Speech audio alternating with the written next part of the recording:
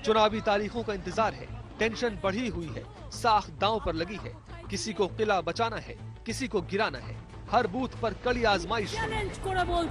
Bengal is the only place যেখানে মহিলারা safe এবং সেফেস্টেড।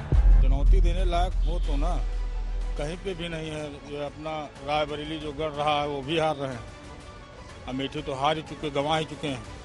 अब की जमानत जब्त होगी यहाँ पे। और मोदी जी के आगे विकल्प में कोई ऐसा चेहरा नहीं है जो माननीय प्रधानमंत्री जी को 2024 में क्या 2047 तक भूल जाइए कि भाजपा जाने वाली है। पूरा इंडिया गठबंधन चुनौती देने का काम करेगा और भारतीय जनता पार्टी का 2024 में फूफड़ा साफ करने का काम करेगा।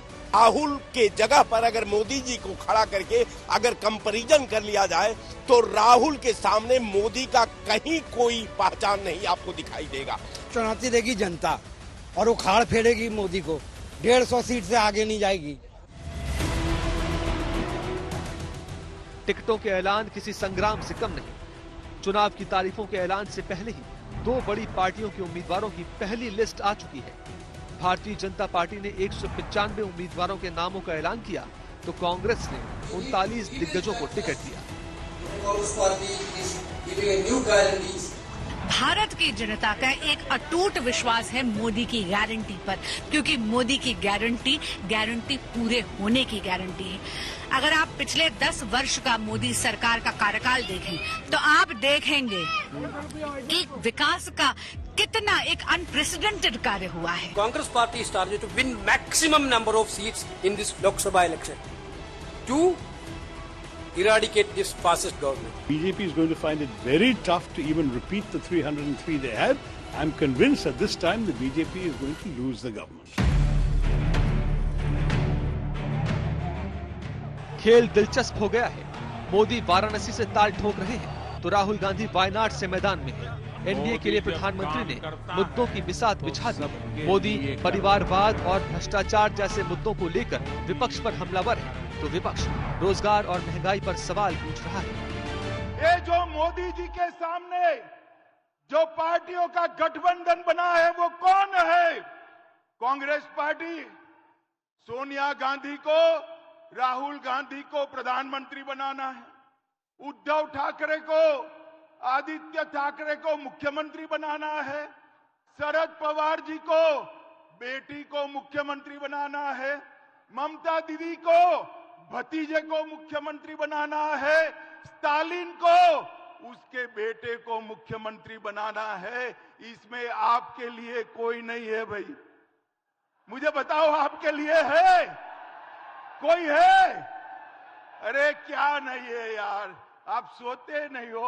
आपके लिए नरेंद्र मोदी है, Bharatiya Janata party. Narendra Modi, Amit Shah, Rahul Gandhi, Mayawati, Mamata Banerjee, Akhilesh Yadav, Arvind Kejriwal, MK Stalin, नवीन पटनायक, ये वो चेहरे हैं जो 2024 की सत्ता का संघर्ष रचेंगे, एक दूसरे का रास्ता रोकेंगे, आजमाइश की शर्तें तय करेंगे। इतनी करप्ट पुलिस कभी नहीं हुई होगी और इतना करप्शन उत्तर प्रदेश में कभी नहीं हुआ होगा जितना भारतीय जनता पार्टी की सरकार में चल रहा है। बीजेपी वाले, एलजी साहब और केंद्र सरकार आपके सारे काम रोकने की कोशिश करते हैं। हर काम जो मैं आपके लिए अच्छा करने की कोशिश करता हूं, हर काम ये लोग रोकने की कोशिश करते हैं। क्यों? ये लोग नफरत करते हैं आपसे। ये दिल्ली के 2 करोड़ लोगों से नफरत करते हैं। ये सब चलছে, আমরা চাই ইম্পার্শিয়াল ইলেকশন, আমরা বিজেপি ইলেকশন চাই না। चुनाव की कमान पीएम मोदी के हाथों में है तो विपक्ष के हमलों का केंद्र भी वही है। वही मुद्दे तय कर रहे हैं, उन्हीं पर सवाल उठ रहे हैं और उन्हीं से जवाब मांगा जा रहा है। भाजपा सरकार के इन प्रयासों के बीच कांग्रेस और इंडी गठबंधन क्या करते रहते हैं, ये आप अच्छी तरह जानते हो। वो लोग क्या कर रहे हैं? अतीत में जब हमारे बॉर्डर पर इन्हें आधुनिक इंफ्रास्ट्रक्चर बनाना चाहिए था, कांग्रेस की सरकारें घोटाले करने में व्यस्त थी। सरकार में आने के एकदम बाद हमारा पहला काम होगा कि 90% को 30 लाख सरकारी नौकरियां हम। क्या जनता पीएम मोदी के रिपोर्ट कार्ड को देखकर वोट करेगी? क्या वोटर राहुल गांधी के वादों को देखकर चुनाव करेंगे? क्या मोदी का परिवार कैंपेन 2024 चुनाव का मास्टर स्ट्रोक होगा? क्या राहुल गांधी की न्याय यात्रा से चुनावी माहौल बदलेगा? राहुल गांधी और नरेंद्र मोदी एक बार फिर सबसे बड़े इम्तिहान में उतर चुके हैं। दोनों की अपनी अपनी खासियतें हैं तो अपनी अपनी कमजोरियां हैं। चुनाव जनता को करना है कि सत्ता की बागडोर किसके हाथ में देनी है। प्रधानमंत्री मोदी अपनी रैलियों में विपक्ष को भ्रष्टाचार पर घेरते रहे हैं, परिवारवाद पर घेरते रहे हैं। लालू प्रसाद यादव ने इसी पर टिप्पणी करते हुए प्रधानमंत्री के परिवार पर तंज कस दिया। बीजेपी ने उसको ही अपना चुनावी कैंपेन बना दिया, यानी 2014 में चाय वाला, 2019 में चौकीदार और इस बार मोदी का परिवार।